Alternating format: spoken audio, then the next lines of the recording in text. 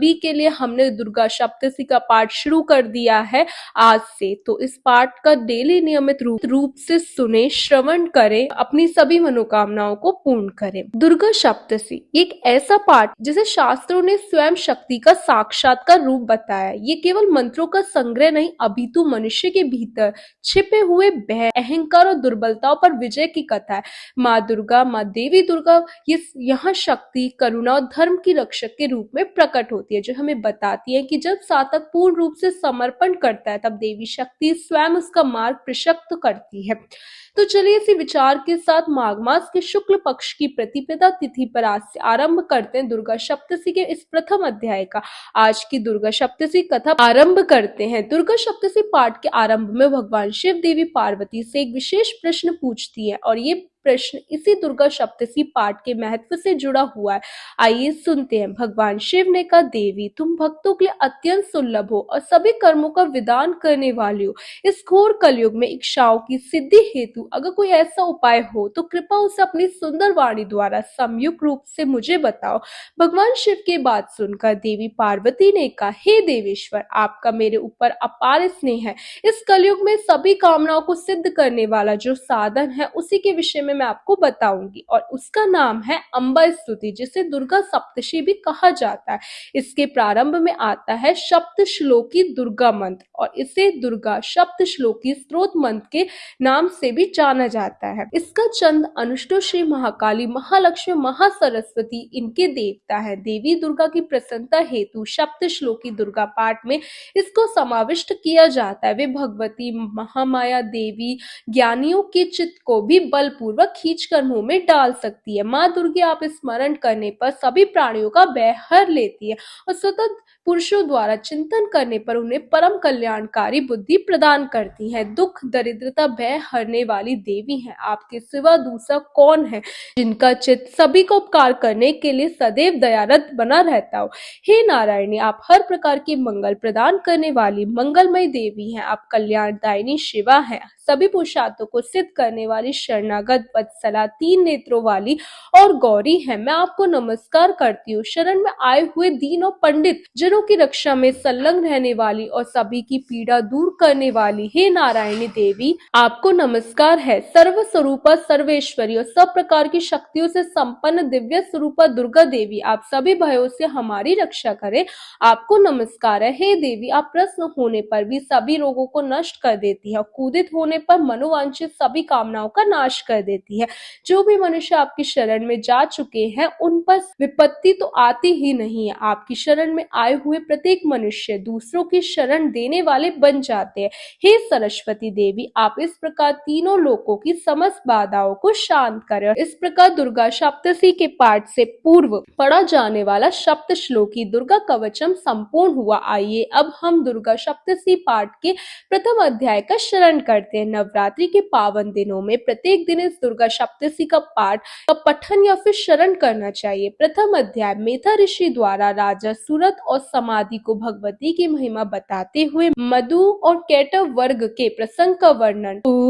प्रथम चरित के ब्रह्मा ऋषि, महाकाली देवता, गायत्री छंद, नंदा शक्ति, रक्त दंतिका, बीज, अग्नि तत्व, ऋग्वेद स्वरूप है। देवी महाकाली देवताओं की प्रसन्नता के लिए प्रथम चरित के जप में विनियोग किया जाता है। भगवान विष्णु के सो जाने पर मधु और कैटव को मारने के लिए कमल जन्मा ब्रह्मा जी ने जिनका स्तवन किया था, उन महाकाली देवी का मैं सेवन करती हूँ। वे अपने 10 हाथों में खड़ग, चक्र, गदा, बाण, धनुष, परीक, शूल, भ्रुशुंडी, मस्तक और शंख धारण किए हुए इस देवी के 3 नेत्र, वे सभी अंगों में दिव्य आभूषणों से सुशोभित है।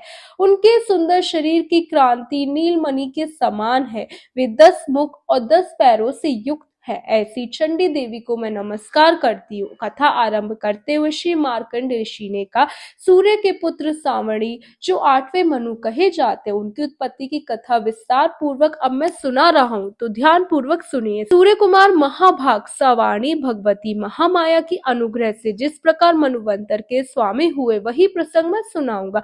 बहुत पूर्व काल की बात है। स्वरोचिष मनुवंतर में सूरत नाम के एक राजा हो गए।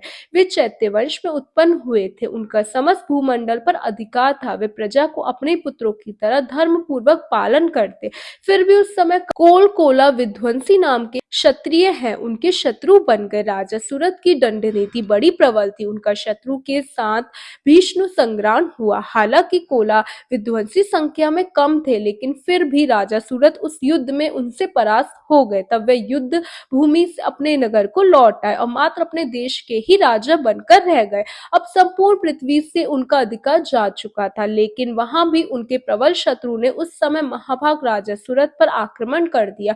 राजा का बल क्षीण हो चुका था, इसलिए उनके दुष्ट बलवान और दुरात्मा मंत्रियों ने वहां उनकी राजधानी में भी राजकीय सेना और खजाने को हथिया लिया। अब राजा सूरत का प्रभुत्व नष्ट हो चुका था, इसलिए वे शिकार खेलने के बहाने घोड़े पर सवार होकर वहां से अकेले घने जंगल में चले गए। वहां उन्होंने विप्रवर में वृद्धा मुनि का आश्रम देखा, जहां अनेक हिंसक जीव अपने स्वाभाविक हिंसा वृत्ति को छोड़कर शांतिपूर्ण भाव से रह रहे थे। उस ऋषि के बहुत सारे शिष्य उस वन की शोभा बढ़ा रहे थे। वहां जाने पर मुनि ने उनका सत्कार किया और वे मुनि के आश्रम में कुछ समय इधर उधर विचरण करते हुए वहीं रहे। उन्होंने सोचा कि पूर्व काल में मेरे पूर्वजों ने जिसका पालन किया था, वही नगर आज मुझसे रहित है। न जाने मेरे दुराचार भृत्यगण उसकी धर्म पूर्वक रक्षा कर रहे होंगे या नहीं। जो सदैव मद की वर्षा करने वाले ये शूरवीर था, वो मेरा प्रधान हाथी अब शत्रुओं के अधीन होकर न जाने अधीन भोगों को भोगता होगा।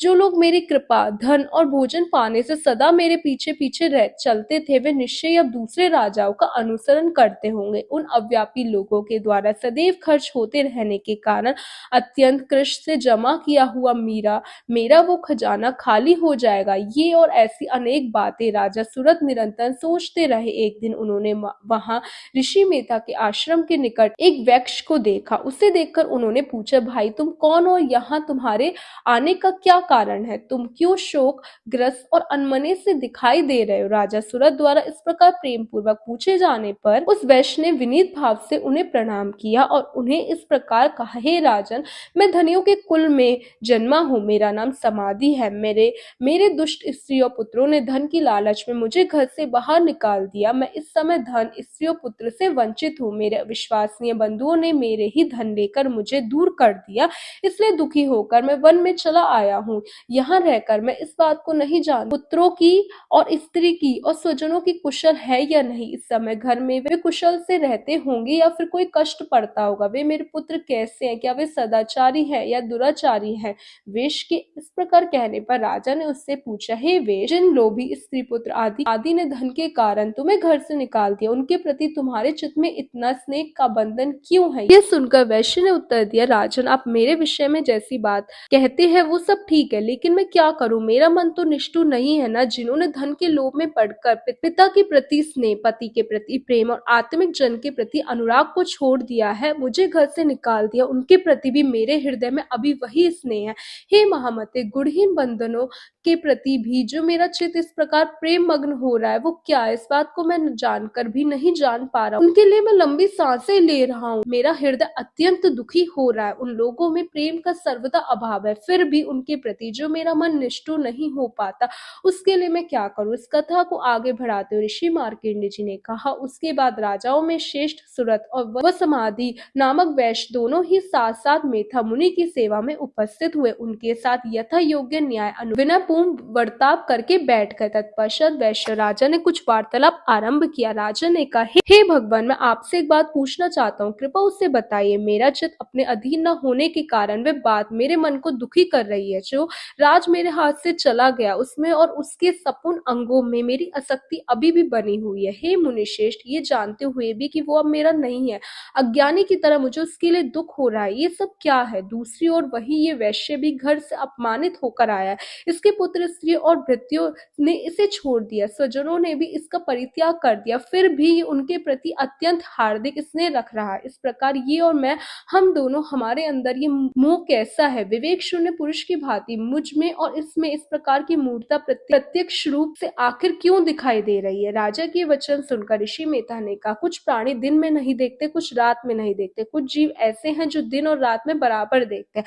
ये बात सत्य कि मनुष्य समझदार होते, लेकिन केवल वे ही ऐसे नहीं होते। पशु, पक्षी, मृग आदि सभी प्राणी भी समझदार होते हैं। मनुष्य की समझ वैसी ही होती है जैसे उन मृग और पक्षियों की होती है।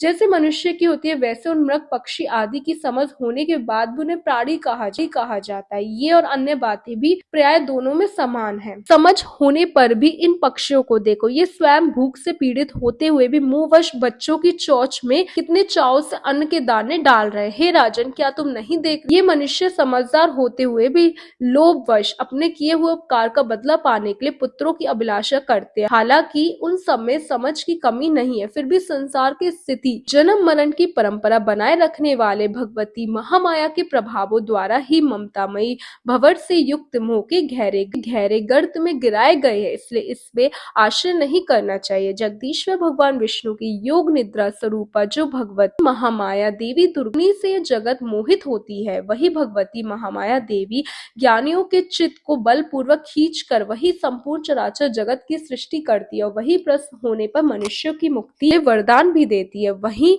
परा विद्या संसार बंधन और मोक्ष की हेतु भूता सनातनी देवी और संपूर्ण ईश्वरों की भी अधिकष्टी है। ऋषि के इस प्रकार वचन सुनकर राजा ने प्रश्न पूछा, हे भगवान, जिन्हें आप महामाया कहते वे देवी कौन है, उनका आविर्भाव कैसा हुआ तथा उनके चरित्र कैसा है। ब्रह्मवेताओं में श्रेष्ठ हे महर्षि, उन देवी का जैसा प्रभाव हो, जैसा स्वरूप हो, जिस प्रकार प्रादुर्भाव हुआ हो, वो सब मैं आपके मुख से सुनना चाहता हूँ। कृपया इसे विस्तार पूर्वक सुनाइए। राजा की बात सुनकर ऋषि ने कहा, हे राजन, वास्तव में तो वे देवी नित्य स्वरूपा ही है। संपूर्ण जगत उन्हीं का रूप है और उन्होंने समस्त विश्व को व्याप्त कर रखा है। तथापि उनका प्रकट्य अनेक प्रकार से होता है। वो अब मुझसे सुनो। हालांकि वे नित्य और जन्मा है, फिर भी जब देवताओं का कार्य सिद्ध करने के लिए वे प्रकट होती हैं, उस समय लोक में उत्पन्न हुई कहलाती हैं।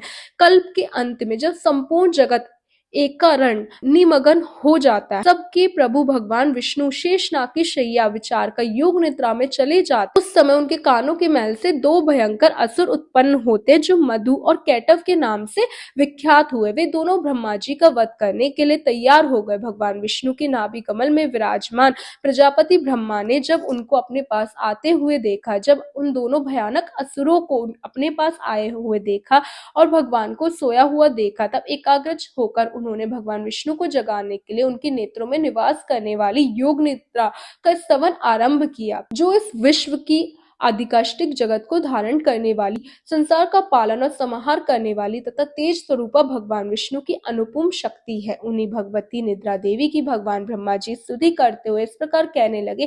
ब्रह्मा जी ने कहा, हे देवी, तुम ही स्वधा, तुम ही वष्ट कर भी आपके ही स्वरूप है। आप ही जीवन दायिनी सुधा है। नित्य अक्षर प्रणव में आकार उकार मोकार इन तीनों मात्राओं के रूप में आप ही स्थित रहती हैं तथा इन तीन मात्राओं के अतिरिक्त जो भी बिंदु रूपा नित्य अर्ध मात्रा है, जिसका विशेष रूप से उच्चारण नहीं किया जा सकता, वो भी आप ही हैं। हे देवी, आप ही संध्या सावित्री परम जननी है। हे देवी, आप ही इस विश्व ब्राह्मण को धारण करती हैं। आपसे जगत की सृष्टि होती है, आपसे इसका पालन होता है। सदा तुम ही कल्प के अंत में सबको अपना गृहस्थ बना लेती हो। हे जगन्मय देवी, इस जगत की उत्पत्ति के समय आप सृष्टि रूपा है, पालन काल में स्थिति रूपा है और कल्पांत के समय संहार रूप धारण करने वाली है। आप ही महाविद्या महामाया महामेता महास्मृति महामोह रूपा महासुरी है। आप ही तीनों गुणों को उत्पन्न करने वाली सबकी प्रकृति है। भयंकर काल रात्रि महारात्रि मोह रात्रि भी आप ही है।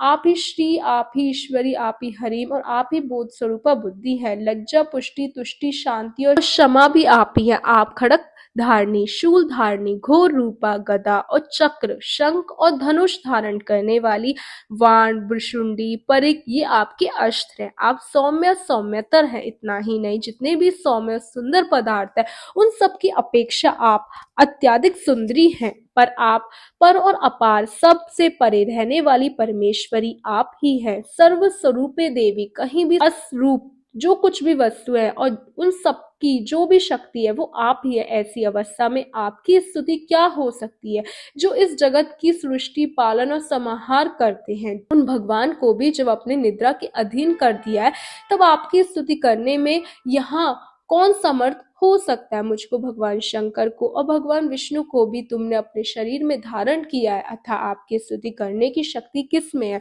हे देवी, आप तो अपने इन उदार प्रभाव से प्रशंसित हैं। ये दोनों दुर्धर्ष असुर मधु कैटव हैं। इनको मुंह में डाल दो और जगदीश्वर भगवान विष्णु को शीघ्र ही जगा दो। 7 दिन के भीतर इन दोनों महान असुरों को मार डालने की बुद्धि उत्पन्न कर दो। ये दोनों दुष्ट असुर मधु कैटव है, इनको मुंह में डाल दो और जगदीश्वर भगवान विष्णु को शीघ्र ही जगा दो। 7 दिन के भीतर इन दोनों महान असुरों को मार डालने की बुद्धि उत्पन्न कर दो। हे राजन, जब ब्रह्मा जी ने वहां मधु और कैटव को मारने के उद्देश्य से भगवान विष्णु को जगाने के लिए तमोगुण की अधिकाश्री देवी योग निद्रा की इस प्रकार स्तुति की, तब वे भगवान के नेत्र, मुख, नासिका, बाहु, हृदय और स्थल से निकलकर व्यक्त जन्मा ब्रह्मा जी की दृष्टि के समक्ष उपस्थित हो गई। योग निद्रा से मुक्त होने पर जगत के स्वामी भगवान जनार्दन उस एकांत के जल में शेषनाई शैया से जाग उठे। फिर उन्होंने दोनों असुरों को देखा। वे दुरात्मा मधु और कैटव अत्यंत बलवान और पराक्रमी थे। क्रोध से लाल आंखें थी, ब्रह्मा जी को खा जाने के लिए उद्योग कर रहे थे। तब भगवान श्री हरि ने उठकर उन दोनों के साथ 5000 वर्षों तक मात्र बहु युद्ध की। हम तुम्हारी वीरता से संतुष्ट है, तुम अपने लोगों से कोई वर मांगो। तब भगवान विष्णु ने कहा, यदि तुम दोनों मुझ पर प्रसन्न हो तो मेरे हाथ से मर जाओ, बस इतना ही वर चाहिए मुझे, यहाँ दूसरे किसी वर से क्या लाभ। इस प्रकार धोखे में आ जाने पर जब उन्होंने संपूर्ण जगत में जल ही जल देखा, तब कमल नयन भगवान से कहा, जहाँ पृथ्वी जल में डूबी हुई ना हो, जहाँ शिव का स्थान हो, वही हमारा वध करो। तब तथास्तु कहकर शंख चक्र गदा धारण करने वाली भगवान ने उन दोनों के मस्तक अपनी जांग पर रखकर चक्र से काट डाले। और इस प्रकार ये देवी महामाया ब्रह्मा जी की स्तुति करने पर स्वयं प्रकट। और अब पुनः आपसे उनके प्रभाव का मैं वर्णन करता हूँ। इस प्रकार श्री मार्कंडेय जी पुराण में सर्वाणिक मनवंतर की कथा के अंत देवी महात्म्य में मधु कैटव वध नामक पहला अध्याय पूर्ण हुआ। तो ये थी आज के दुर्गा सप्तशी पाठ के प्रथम अध्याय की कथा। हमें आशा है कि इसका श्रवण करके आज प्रथम अध्याय हम देवी दुर्गा की कृपा प्राप्त कर पाएंगे। अगर आपको आज की कथा अच्छी लगी हो तो इसे लाइक कर अपने मित्रों परिवारजनों के साथ साझा करें और प्रतिदिन 9 दिनों तक इस नवरात्रि गुप्त नवरात्रि में दुर्गा सप्तशी के पाठ जरूर